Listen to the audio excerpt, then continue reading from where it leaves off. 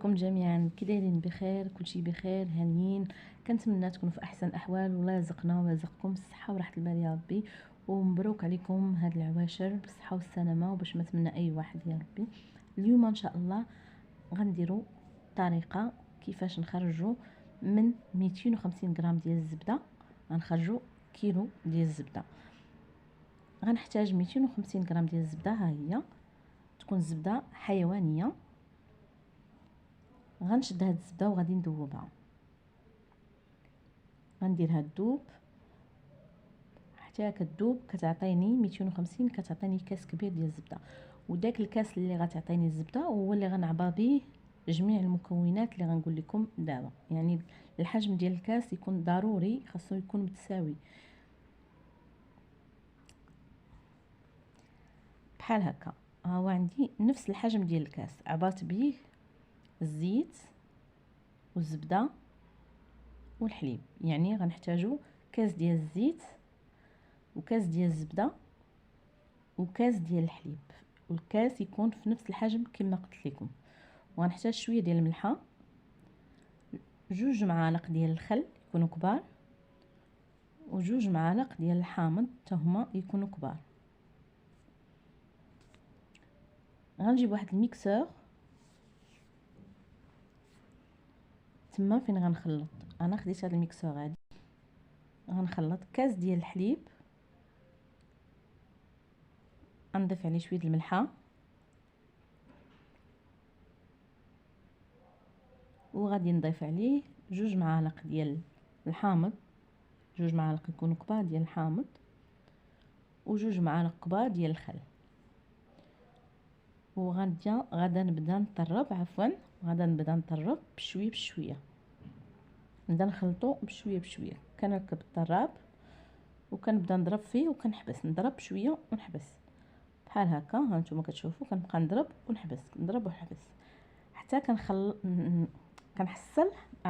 كنحصل على خليط كيكون بحال هكا مكشكش، بحال هكا كيتعقد، يكون عاقد شويه بحال هكا.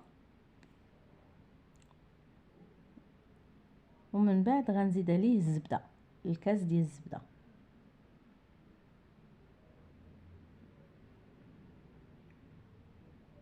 وكنبدا ثاني نخلط بنفس الطريقه. كنبدا نضرب ونحبس بشويه بشويه، ما كنبقاش مركع الخلاط ونخليه يبقى يطرب، لا، كنبقى نضرب ونحبس، كنضرب ونحبس. منين كنكمل حتى هو واحد شويه، كنعطيه واحد المده ديال ما كاينش بزاف، غير شويه صافي. وكنبدا ثاني نضيف كاس ديال الزيت، وكنكمل نفس العمليه كيف ما درت في الاول. انا بدلت هنايا الخلاط حيت هذاك الخلاط جاني صغير، ما هزش ليا الغرام كامل، الخليط كامل. غندرت هذا الميكسور الكبير، غنضيف فيه الزيت، وغنبدا حتى هو نفس العمليه. نبدا نضرب شويه ونحبس، نضرب ونحبس، نضرب ونحبس.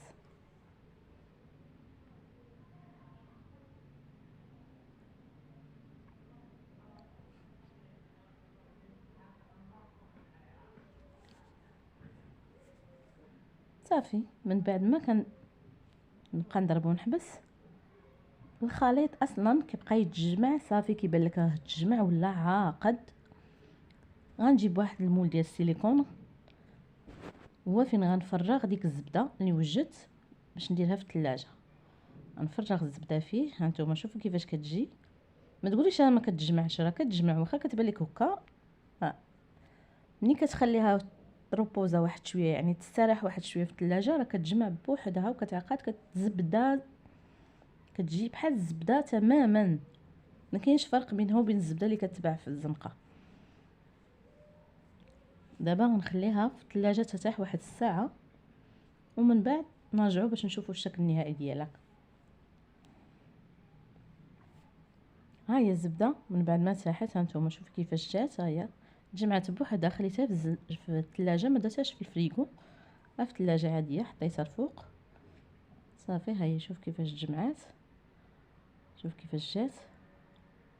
انا دابا غنديرها هنايا في الطبسيل. ها هي الزبده، شوفوا كيفاش جات زوينه. وهذه هي الزبده ان شاء الله اللي غنخدم بها سلو بلا ما نشريها. شوفوا هانتوما انا غنقطع الزبده، شوفوا كيفاش جات ما شاء الله، جات غزاله، البنه ديالها زويونه. هانتوما شوفوا كيفاش جات، هانتوما جات غزاله، طريقه زويونه. كنتمنى تنال الاعجاب ديالكم وتجربوا هذه الطريقه، راها زويونه. شكرا على حسن المتابعه، وما تنساوش قبل ما يسالي الفيديو ما تنساونيش بلي لايك ولي كومونتير زوينين ديالكم.